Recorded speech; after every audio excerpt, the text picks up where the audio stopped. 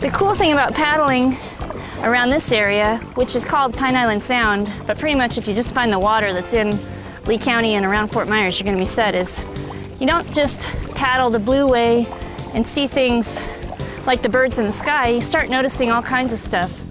Like when you look down, there's all kinds of grass. It's called seagrass. It's got a bunch of different names, but if you're not a scientist, you can just call it seagrass. And the cool thing is, all those fish that you end up eating for dinner when you're on vacation, they pretty much grow up in these grasses. It's like a little nursery. And you can see them. And of course, they get big enough that you can fish for them too.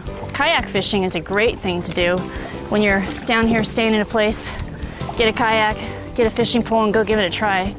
There's nothing more exhilarating than fishing for something when you're kind of at water level with it. And then you hook something big and you're in the kayak. Boy, that's fun.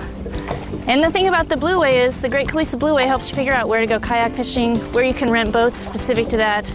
Helps you figure out how to find an outfitter, where to go on a guided trip. And guided trips don't just have to be in the daytime. We have great full moons here.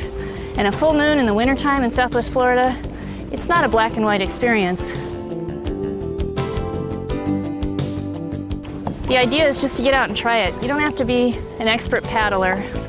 You don't even have to have ever been before, because the kayaks today are so stable.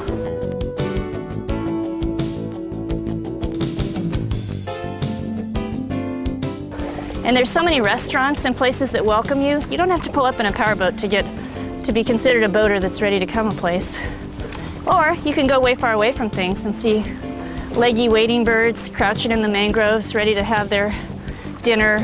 You can see fiddler crabs scurrying along on those roots of those trees, looking like they know they're going to be dinner. It's all really fun.